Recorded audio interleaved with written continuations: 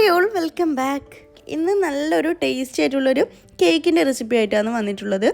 ഈയിടെ നമ്മൾ യൂട്യൂബിലൊക്കെ വൈറലായിക്കൊണ്ടിരുന്ന ഒരു കേക്കാണിത്. Turkish milk cake.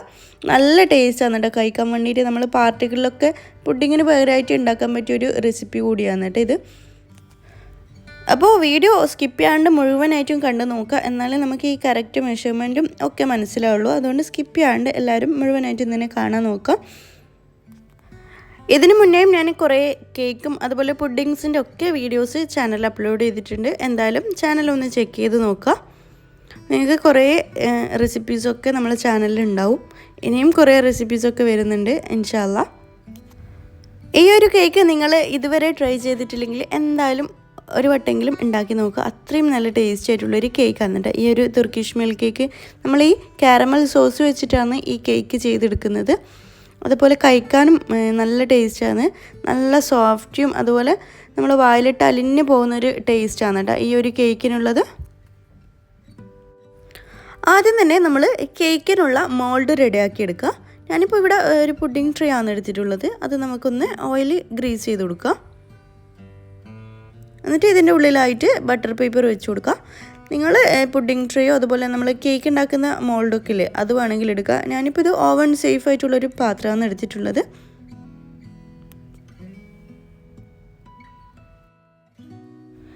ഞാനിവിടെ ഓവനിലാണ് കേക്ക് ചെയ്തെടുക്കുന്നത്.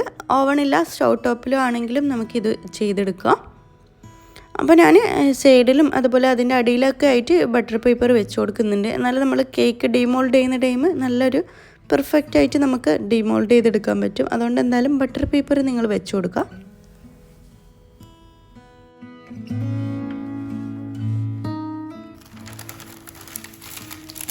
ഇനിയിപ്പോൾ ഈ ബട്ടർ പേപ്പർ ഞാൻ ഈ പുഡിങ്ങിൻ്റെ ട്രെൻഡ് അനുസരിച്ചിട്ട് കട്ട് ചെയ്തിട്ടൊന്ന് വെച്ച് കൊടുക്കുന്നുണ്ട്. അപ്പോൾ ബട്ടർ പേപ്പർ വെച്ചിട്ട് അതിൻ്റെ മുകളിലേക്കായിട്ടും ഓയിൽ ബ്രഷ് ചെയ്തവർക്ക് മറക്കരുത്. ഇപ്പോൾ ഇതിങ്ങനെ റെഡിയാക്കി വെച്ചിട്ടുണ്ട്. ഇനി നമുക്കിത് സൈഡിലേക്ക് മാറ്റി വെക്കാം. എന്നിട്ട് നമുക്ക് ഡ്രൈ ഇൻഗ്രീഡിയൻസ് ഒന്ന് അരിച്ചെടുക്കാം. ഞാനിപ്പോൾ 1 കപ്പ് മൈദ എടുത്തിട്ടുണ്ട്. അതിലേക്കൊരു 1/4 ടീസ്പൂൺ അളവിൽ ബേക്കിംഗ് സോഡ ചേർത്ത് കൊടുക്കുന്നുണ്ട്. 1 ടീസ്പൂൺ അളവിൽ ബേക്കിംഗ് പൗഡറും അതുപോലെ ഒരു പിഞ്ച് സോൾട്ടും കൂടി ഇട്ട് കൊടുക്കുന്നുണ്ട്.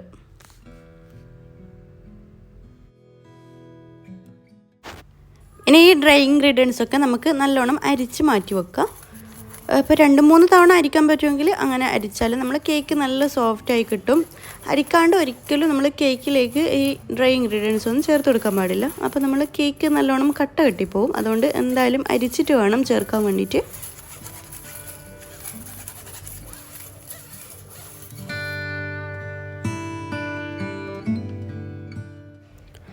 ഇനി ഒരു ബൗളിലേക്ക് 3 മുട്ട ചേർത്ത് കൊടുക്കാം. അപ്പോൾ നമ്മൾ ഇൻഗ്രീഡിയൻസ് ഒക്കെ എടുക്കുമ്പോൾ നമ്മൾ റൂം ടെമ്പറേച്ചറിലായിരിക്കാൻ വേണ്ടിയിട്ട് ശ്രദ്ധിക്കുക. എന്നാലും നമ്മൾ കേക്ക് നല്ല പെർഫെക്റ്റ് ആയിട്ട് കിട്ടുള്ളൂ. അപ്പോൾ മുട്ടയും അതുപോലെ നമ്മൾ ഇതിലേക്ക് എടുക്കുന്ന പാല് ഒക്കെ നമ്മൾ റൂം ടെമ്പറേച്ചറിലായിട്ട് മാത്രം നമ്മൾ കേക്കിലേക്ക് മിക്സ് ചെയ്ത് കൊടുക്കുക.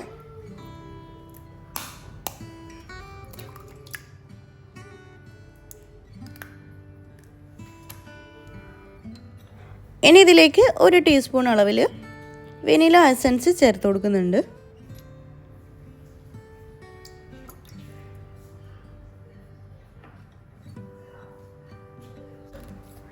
ഇനി ഈ മുട്ട നമുക്ക് നന്നായിട്ടൊന്ന് ബീറ്റ് ചെയ്തെടുക്കാം.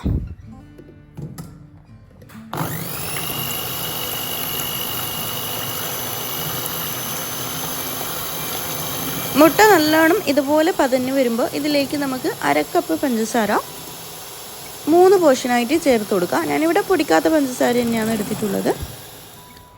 എന്നിട്ട് ഇതുപോലൊരു ഓഫ് വൈറ്റ് കളറാകുന്നവരെ നന്നായിട്ടൊന്ന് ബീറ്റ് ചെയ്തെടുക്കണം.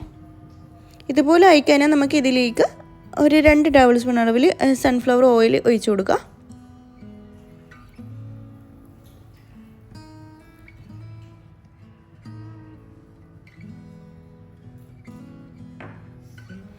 ഇനി ഇതിലേക്ക് നമ്മൾ നേരത്തെ അരിച്ച് മാറ്റി വെച്ച ഡ്രൈ ഇൻഗ്രീഡിയൻസ് കുറച്ചായിട്ട് ഇട്ടിട്ട് മിക്സ് ചെയ്തെടുക്കാം.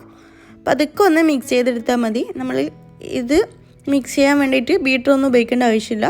ജസ്റ്റ് ഒരു സ്പാച്ചിലോ അതുപോലെ വിസ്കോ എന്തെങ്കിലും വെച്ചിട്ട് ഇതുപോലെ മിക്സ് ചെയ്തെടുക്കാം. അപ്പോൾ ഈ മിക്സ് ചെയ്യുന്ന ടൈമിൽ നമ്മൾ ഇതിലേക്ക് ഒരു 1/2 കപ്പ് പാലും കൂടി ഒഴിച്ചു കൊടുക്കുന്നുണ്ട്. പാല് റൂം ടെമ്പറേച്ചറിലുള്ള പാലായിരിക്കണം ഒഴിച്ചു കൊടുക്കേണ്ടത്. എന്നിട്ട് നന്നായിട്ടൊന്ന് ഇതുപോലെ മിക്സ് ചെയ്ത് കൊടുക്കുക. എന്നിട്ട് നമ്മൾ നേരത്തെ സെറ്റാക്കി വെച്ച ആ കേക്കിൻ്റെ മോൾഡിലേക്ക് നമ്മൾ കേക്കിൻ്റെ മിക്സ് ഒഴിച്ചു കൊടുക്കുക. ഞാനിവിടെ ഓവനിലാണ് കേക്ക് ബേക്ക് ചെയ്തെടുക്കുന്നത്. 10 മിനിറ്റ് മുന്നേ പ്രീ ഹീറ്റ് ചെയ്ത ഓവനിലേക്ക് 180 ഡിഗ്രി സെൽഷ്യസിൽ ഒരു 35 മിനിറ്റ് ബേക്ക് ചെയ്തെടുത്തിട്ടുണ്ട്. ഇപ്പോൾ നല്ലോണം ചൂടാറിയതിന് ശേഷമാണ് നമ്മൾ കേക്ക് ഡീമോൾഡ് ചെയ്തെടുക്കുന്നത്. ഇപ്പോൾ ഇത് നല്ല സോഫ്റ്റും സ്പഞ്ചി ആയിട്ടുള്ള കേക്ക് കിട്ടിയിട്ടുണ്ട്. അപ്പോൾ നമ്മൾ ഓവനില്ലാണ്ട് സ്റ്റൗ ടോപ്പിലും ഉണ്ടാക്കിയെടുക്കുക. സ്റ്റൗ ടോപ്പിലാകുമ്പോൾ ഒരു 45 മിനിറ്റ്സ് ഒക്കെ എടുക്കും. ഞാൻ മുന്നേ ഓവൺ ഇല്ലാണ്ട് ചെയ്യുന്നതൊക്കെ വീഡിയോസ് ഇട്ടിട്ടുണ്ട്, അതുകൊണ്ടാണ് ഡീറ്റെയിൽ ആയിട്ട് കാണിക്കാത്തത്. അപ്പോൾ വേണ്ടവരൊന്നും ചെക്ക് ചെയ്ത് നോക്കുക. ഇനി ഈ കേക്ക് നമ്മൾ ഇതുപോലെ ഒരു ഫോർക്ക് ഉപയോഗിച്ചിട്ട് നന്നായിട്ടൊന്ന് കുത്തി കൊടുക്കുന്നുണ്ട്. ഇനി ഇതിലേക്ക് നമ്മളൊരു മിൽക്കിൻ്റെ സിറപ്പ് ഒഴിച്ച് കൊടുക്കുന്നുണ്ട്. അപ്പോൾ നല്ലോണം കേക്ക് സോക്കായി കിട്ടാനാണ് നമ്മൾ ഇതുപോലെ ഒന്ന് കുത്തി കൊടുത്തിട്ടുള്ളത്.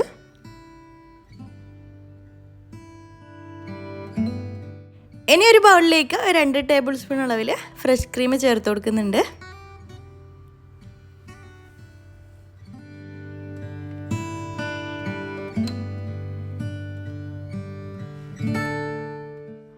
ഇനി ഇതിലേക്ക് ഒരു 1/2 കപ്പ് അളവിൽ കണ്ടൻസ് മിൽക്ക് ചേർത്ത് കൊടുത്തിട്ടുണ്ട്. പിന്നെ അതുപോലെ തന്നെ പാലും കൂടി ഒഴിച്ചു കൊടുക്കുന്നുണ്ട്. എന്നിട്ട് നന്നായിട്ടൊന്ന് മിക്സ് ചെയ്തെടുക്കുക. നമ്മളിവിടെ മധുരത്തിന് ആവശ്യമായിട്ടാണ് കണ്ടൻസ് മിൽക്ക് ചേർത്ത് കൊടുത്തിട്ടുള്ളത്. അപ്പോൾ കണ്ടൻസ് മിൽക്കിന് പകരം നിങ്ങൾക്ക് പഞ്ചസാര വേണമെങ്കിൽ അതും ചേർത്ത് കൊടുക്കുക. എന്നിട്ട് നമ്മൾ ഈ മിക്സ് നമ്മളെ കേക്കിലേക്ക് മുഴുവനായിട്ടൊന്ന് സോക്ക് ചെയ്യുന്ന രീതിയിൽ ഒഴിച്ചു കൊടുക്കുക. എന്നിട്ട് ഒരു 10 മിനിറ്റോളം നമുക്കിത് ഈ കേക്ക് ഒന്ന് ഫ്രീസറിലേക്ക് വെച്ച് കൊടുക്കാം. പിന്നെ ഇതാ ഞാനൊരു വേറെ പാൻ എടുത്തിട്ടുണ്ട്. അതിലേക്ക് ഞാനിപ്പോൾ ഒരു 1/2 കപ്പോളം പഞ്ചസാര ചേർത്ത് കൊടുക്കുന്നുണ്ട്. നമുക്ക് ഈ പഞ്ചസാര ഒന്ന് കാരമലൈസ് ചെയ്തെടുക്കാൻ വേണ്ടിയിട്ടാണ്.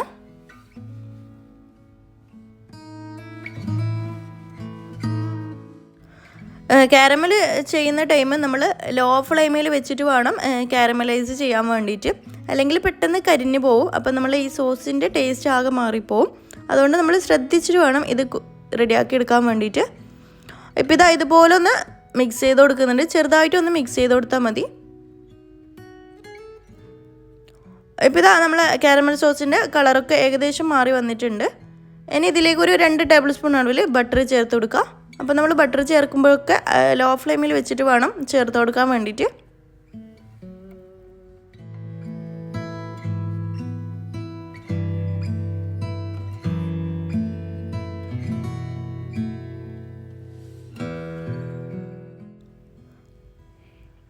ഇനി ഈ ബട്ടർ നന്നായിട്ട് മെൽട്ടായതിന് ശേഷം നമുക്ക് ഇതിലേക്ക് വിപ്പിംഗ് ക്രീം അല്ലെങ്കിൽ ഫ്രഷ് ക്രീം ഒരു 1/2 കപ്പ് ചേർത്ത് കൊടുക്കുക. എന്നിട്ട് നന്നായിട്ടൊന്ന് മിക്സ് ചെയ്ത് കൊടുക്കുക. ലോ ഫ്ലെയിമിൽ വേണം വെച്ചിട്ട് വേണം നമുക്ക് കുക്ക് ചെയ്തെടുക്കാൻ വേണ്ടിയിട്ട്. അപ്പോൾ കുറച്ച് കുറച്ച് ചേർത്തിട്ട് മിക്സ് ചെയ്ത് കൊടുക്കുക. പെട്ടെന്ന് തന്നെ ഫുള്ളായിട്ട് മിക്സ് ചെയ്ത് കൊടുത്താൽ ഇത് പെട്ടെന്ന് സോസ് റെഡിയായി കിട്ടൂല.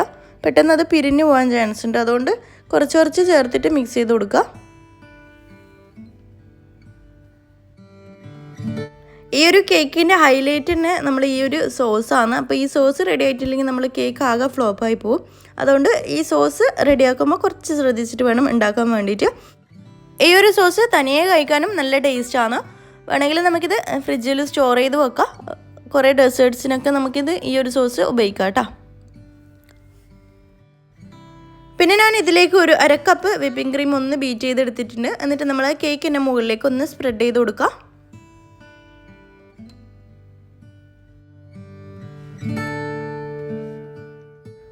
ഇപ്പോൾ ഇതാ ക്രീം എല്ലാ സൈഡിലും ആകുന്ന രീതിയിൽ ഒന്ന് സ്പ്രെഡ് ചെയ്ത് കൊടുത്തിട്ടുണ്ട്. എന്നിട്ട് ജസ്റ്റ് ഒന്ന് ഞാൻ ലെവൽ ചെയ്ത് കൊടുക്കുന്നുണ്ട്.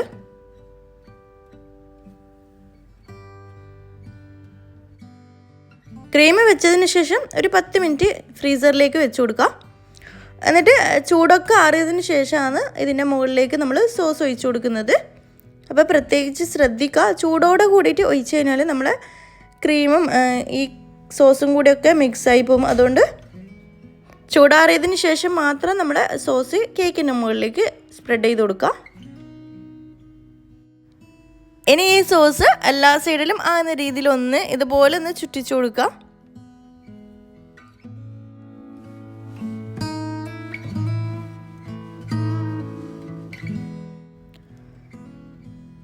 ഇപ്പോൾ ഇതാ എല്ലാ സൈഡിലും ഇതുപോലെ ആക്കി കൊടുത്തിട്ടുണ്ട്. എന്നിട്ട് ഒരു 10 മിനിറ്റ് ഫ്രീസറിലേക്ക് വെച്ച് കൊടുക്കുക. ഇനി കുറച്ച് ഡിസൈൻ ചെയ്യാൻ വേണ്ടിയിട്ട് ഞാനിപ്പോൾ ഒരു പൈപ്പിംഗ് ബാഗിലേക്ക് കുറച്ച് വിപ്പിംഗ് ക്രീം ആക്കി കൊടുത്തിട്ടുണ്ട്. എന്നിട്ട് ഇതുപോലെ നമ്മൾ മുഴുവനായിട്ടൊന്ന് ലൈൻ ഇട്ട് കൊടുക്കുന്നുണ്ട്. ഇതുപോലെ ചെയ്തെടുക്കുന്നത് ശരിക്കും ഓപ്ഷണലാണ്. അപ്പോൾ നിങ്ങൾക്ക് വേണമെങ്കിൽ ഇതുപോലെ ചെയ്തെടുക്കാം. തുർക്കിഷ് മിൽക്ക് കേക്കിന് ഇതുപോലത്തെ ഒരു ഡിസൈനാണുള്ളത്, അതുകൊണ്ടാണ് നമ്മൾ ഇതുപോലെ ചെയ്തെടുക്കുന്നത്.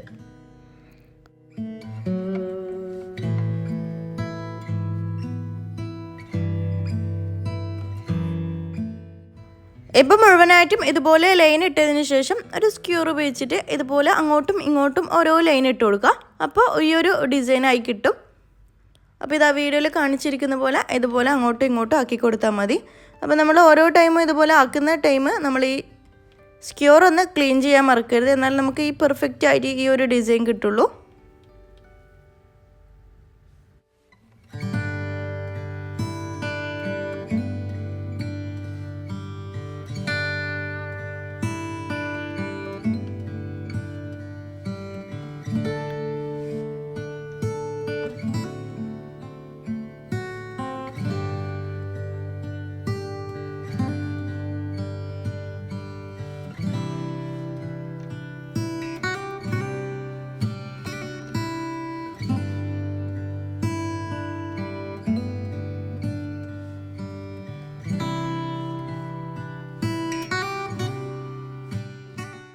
ഇപ്പോൾ ഇതാ നമ്മൾ കേക്ക് റെഡി ആയിട്ടുണ്ട്. നല്ല കാണാൻ തന്നെ നല്ല ഭംഗിയുണ്ട്, അതുപോലെ കഴിക്കാനും നല്ല ടേസ്റ്റാണ്.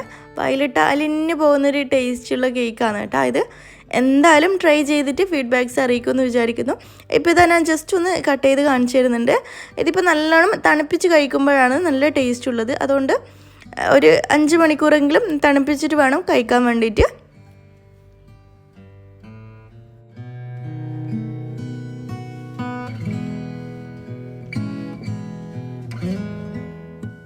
ഞാനിപ്പോൾ 1 മണിക്കൂർ സെറ്റ് ചെയ്തിട്ടാണ് ഇങ്ങനെ കട്ട് ചെയ്തിട്ടുള്ളത്. ഇപ്പം തന്നെ നല്ലോണം സെറ്റായി കിട്ടിയിട്ടുണ്ട്. എന്നാലും നിങ്ങൾ കുറച്ച് ടൈം തണുപ്പിച്ചിട്ട് കഴിക്കുമ്പോഴായിരിക്കും കൂടുതൽ ടേസ്റ്റ് ഉണ്ടാകുക. ഡൗട്ട്സ് ഒന്നും ഉണ്ടാകണ്ടെന്ന് വിചാരിച്ചിട്ടാണ് നല്ല ഡീറ്റെയിൽ ആയിട്ട് പറഞ്ഞിട്ടുള്ളത്. ഇതുപോലെ കറക്റ്റ് മെഷർമെൻ്റ് ഒക്കെ എടുത്താൽ നമുക്ക് ഇതുപോലെ നല്ല പെർഫെക്റ്റ് ആയിട്ടുള്ള കേക്ക് ചെയ്തെടുക്കാൻ പറ്റും. ഇന്നത്തെ ഈ മിൽക്ക് കേക്കിൻ്റെ റെസിപ്പി ഇഷ്ടമായെന്ന് വിചാരിക്കുന്നു. ഇഷ്ടമായെങ്കിൽ തീർച്ചയായും ലൈക്ക് ചെയ്യുക. അതുപോലെ നിങ്ങളുടെ ഫാമിലി ഫ്രണ്ട്സിനൊക്കെ വീഡിയോ ഒന്ന് ഷെയർ ചെയ്ത് കൊടുക്കുക. ഇനിയും നല്ല റെസിപ്പീസും വ്ളോഗ്സും ഒക്കെ ആയിട്ട് വീണ്ടും കാണാം ഇൻഷാല്ലാ. Thank you. ബൈ.